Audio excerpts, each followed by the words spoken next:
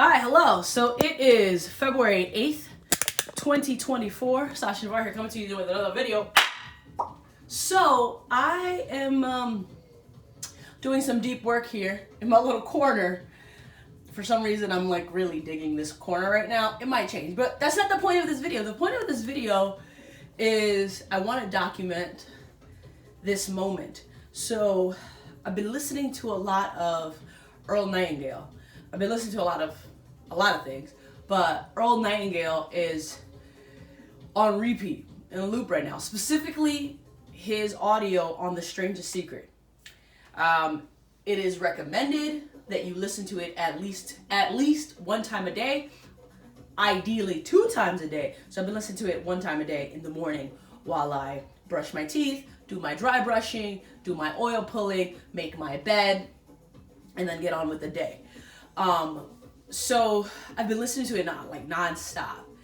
And you know, when you listen to something over and over and over and over again, it starts to get in there. The first time you're just being exposed, but then after a while you start to really get into it, and it starts to get into the psyche.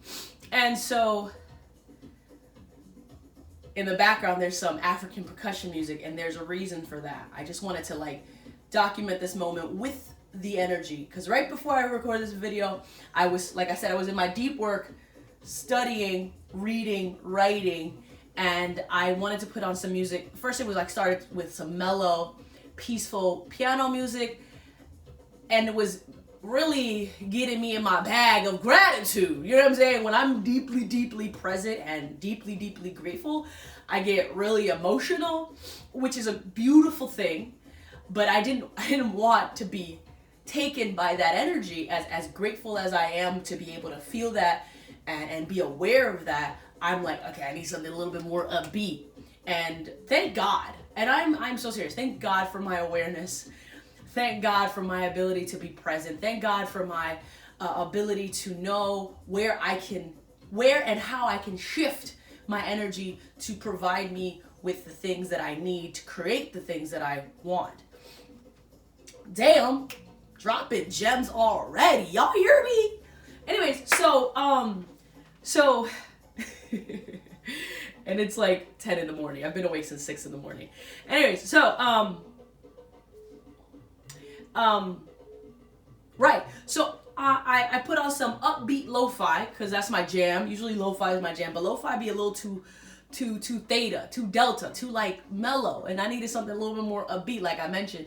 So I was in the upbeat lo-fi, and that was cool for a little while. But then I was like, I want a different instrument. I want percussion. Percussion always gets me, but it just dawned on me right now. Percussion gets me so up that it literally gets me up. I have to move my body. I can't.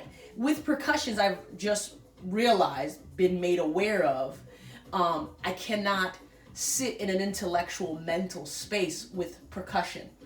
It's too in my body. It has to move, and it's moving through me, so I have to let it out. So I have to see which instrument, and I'm curious, what instrument for you, if you haven't thought of this, I'm curious now that you know I'm asking you this, and if you have thought of it about this, what instrument can you listen to and sit and be in the mind, be in the cerebral, be in the heart space, and what instrument gets you up? Is it the same as me as percussion? You know, the trumpet is amazing. The trumpet is like my go-to, I could tell that it might be more cerebral. Percussion is for the body. I think trumpet and the cello are more for the intellect, for my intellect. Interesting. That just makes me go into a whole nother direction. That's fascinating. So anyway, right. So as I'm dancing, I'm thinking to myself, oh my God, so Earl Nightingale, going back to that, Earl Nightingale, in his audio, The Strangest Secret, which I highly recommend. If you haven't listened to it, or if you have listened to it, listen to it again. Make it a part of your daily routine, because I have. And I'm suggesting it, highly suggesting it, because he mentioned things that are just so simple, but are very powerful, and it's definitely helping me in this journey of life. and in approaching my fears, my insecurities, my self-doubts, any hurdles I may be faced with. This audio, among other resources, is definitely helping me out right now. And one of the things is like we don't have competition unless we make it for ourselves. This is one of the things he says. And all we have to do is create. And I'm thinking to myself, so all this talk of people like, oh, my competitors out in the marketplace. Now, there are people in your space in the same industry as you, of course. But I'm thinking to myself, he's like, you don't have to make competition. You just have to create. And I'm like, all right, let me lean in. Let me have faith that what he's saying is true. And let me use my discernment, which I have clear, strong, impeccable discernment. And I don't think I've ever said it like that, but because I journaled it this morning, I can say that with full certainty. And I feel it and I believe that shit. That's crazy. But anyways, so yeah, I'm like, let me lean into it. What does that mean? Create. And I'm thinking to myself, and then so what I'm reading and what in my studies is essentially about how to serve people. How can you serve people in a way that is in fulfillment to you and is of value to them? And I'm like, all right, so I'm letting that idea, that concept, and eventually that practice marinate in the psyche of my mind, both in the forefront and in the back, letting the subconscious kind of let it gestate, let it marinate, let it make room inside of me, let it plant its seed so it can take root. You know what I mean? At the front of my mind, I'm looking, but then I'm not, because the subconscious mind is also looking, but in this quiet, beautiful, fly in the wall kind of a way, right? So I'm like, all right, cool. And then I'm listening to this percussion music and I'm like, fucking jamming. You know what I mean? And then I'm like, man, I would pay money to listen to this. This is so impactful and so beautiful and such an amazing experience. I pay money. Now, granted, I do pay Spotify for the subscription, so technically, I am paying. I'm paying for this creation among so many creations that so many artists have put out, and music is just so, like the things it does to you is like, it's amazing, right? So, and I grew up in a dancing family environment with a lot of music that has a lot of like wind, wind and copper instruments, salsa, bachata, merengue, that type of music with those instruments specifically in it, and so I'm like, man, I would pay money to listen to this, and I pay money to see it live, and I have, right? I mean, the subways of New York City isn't like Madison Square Garden type shit, but I tip them. And I'm grateful for those men and women that go into New York City subways and play their hearts out while people are on their commute to work. But I start getting up and I start to dance. Now, I'm someone who's very relationship oriented, very curious person, very inquisitive person, intellectual, and also very interested in what exactly moves people to do what they do. There's many things, but at the end of the day, I think it's emotion. Whatever makes you feel something is what will drive you to that thing. Now, the emotion itself doesn't have to always be that one emotion, but it could be a slew of emotions that moves you to a certain direction, decision. Now, then there's, more to that. But I'm like, as I'm dancing, 1, listening to percussion music, 2, and I'm moving my body and I'm thinking about, lately on the internet, they're like, people call it divine movement.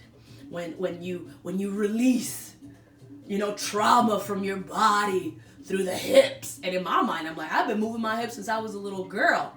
You know what I mean? And in my mind, I'm like, have I been releasing trauma unconsciously, not knowing? And in my mind, I'm like, every time I dance, every time I move my body, specifically through dance, I always feel incredible, amazing. I never not. And even if I end up, let's say, having a very emotional experience and crying, it's very cathartic. It's very releasing, right? Some people do it through journaling and writing a note and then burning it, right? And that is something, and that is beautiful. But to move your body, and that doesn't mean BT dubs, by the way. That doesn't mean you have to do it in a very rhythmic way. But just to move your body, shake it, whatever it is, right? To move your body. I'm thinking to myself, I know I have a friend of mine. She's not like the best at dancing, the best. Whose standards, right? She's not following a specific foundation, a specific set of rules. She's not like dancing like a hip hop artist or African or jazz or anything like that. She's just moving her body, and it always ends up going to her shoulders, right? And if you see this, I know you know who you are, and I love you. So I say this with full love. The way she moves her body is not like I move my body, and that's okay, right? But she's moving it, right? She works that shoulder. She works the shit out of that shoulder. And she's having fun while doing it. I can tell she's hesitant, but I encourage her to keep going because I'd rather her move than to stay still like a stone, like a rock, right? Even though rocks are beautiful, stones are beautiful, right? But move. We're humans.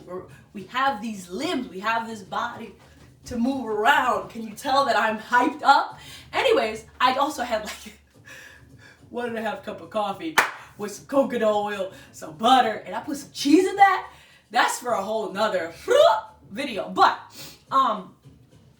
yeah, so as I'm dancing, listening to percussion music, and thinking about emotions, and there's so many like people out there talking about emotional intelligence, which I love. I think emotional intelligence is one of the most important skills, habits, traits, mental abilities to have compassion, to have empathy, right?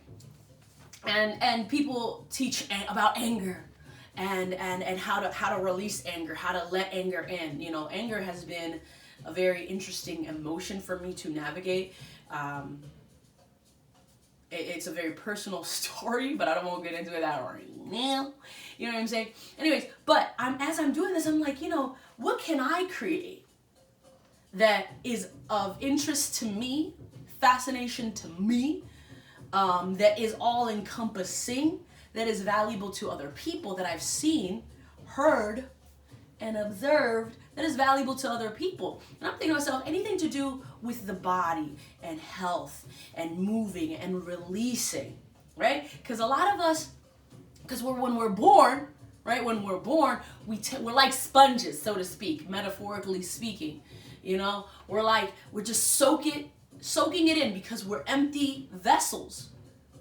And the world, our parents, our institutions, the school system, the world itself, Mother Nature, Earth, is our way of not learning. What is this? What is that? Is this good? Is this bad? Should I take this? Should I not? But we don't know this. So we just consume until we realize at one point, and I don't know if you connect or relate to this, you're consuming so much of something that you're like, I don't like how that feels within me. And then once we've consumed all of this information, all of this energy, and become aware, wait a minute, I don't really like this. I don't know what this is, but I know I don't like it, right? And then you're like, okay, I don't like it, so I gotta let it go. But first you gotta become aware, then you gotta be in tune with yourself, and then seek information on how to let it go, right? So there's a lot of things that we consume that no longer serves us. It did at some point through our curiosity and our ignorance, that now through our experience and knowledge and growth into wisdom, we're like, that's no longer serving me. It's no longer serving my joy. It's no longer serving my vibrancy, my health, my relationships, or my wealth. So I gotta let it go. And that right there that whole encompassing thing is a journey, right? So I'm like, what can I create in this space, in this arena that feels authentic to me, genuine to me, and that of value to others? And I'm thinking to myself, movement with dance, educating how each movement releases. So food, for an example, has a purpose. Each and every single food, plant, herb, fruit, vegetable, protein, whatever, has a purpose in the body. Now, every body is different. Every single human physical vessel is different. And so different foods and movements and things affect us differently, right? So it's not a cookie cutter thing, and I understand that. But for some people, a certain type of protocol, so to speak, works for a good amount of people, and it doesn't for others, right? And that's perfectly fine. It's a beautiful thing. It's about realizing which is which, what serves you, what doesn't, right? It's not a blanket thing, all right? So I'm like, why don't I create something about health, not only in the physical body, but in the emotional body, and how to release what no longer serves you through movement, through education, through sharing personal experiences of what has worked for me, what does not work for me anymore. And it's a continuous evolving body of work, because that's what it is, right? So that's what's in my mind. How does moving your hips, what does that do in the body? What does this movement do in the body? Also, what does this movement do in the heart, in the emotional space? What does this movement do to your brain? Right? What does this movement do to your brain? Look at that. It just, I'm curious, because even just now I switched it around and it took a second for my brain to process. All right? What is this movement? What is this releasing? What is this letting go of that no longer serves you? Right? I work out in the mornings, 10 to 30 minutes, depending, right? And I do this movement, right? And I'm thinking to myself now, I'm like, what is it all for? What is the purpose? Right? When you do this, oh, it's to release tension. Okay, cool. For what purpose? And is it just tied to the body? What about the mind? What about the heart? What about the spirit? Right? When you move a certain way, when you do arm hugs, right? And this is not exercise. This is movement, right? This is releasing. This is detoxing the body in many multiple ways. This is becoming aware, right? And how do these things affect the other parts of your life?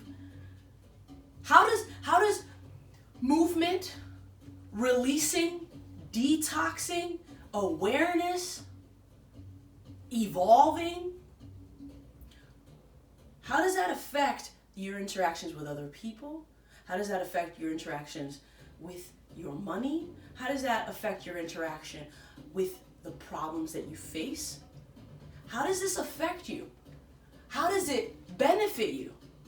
How can you be transformed by it?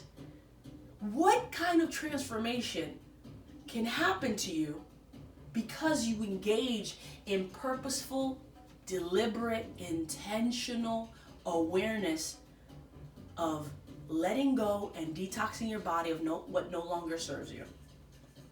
That's where I'm at right now. And now in my mind, I'm like, how can I take that and present it in such a way that is palatable, enjoyable, consumed easily, and applied effortlessly?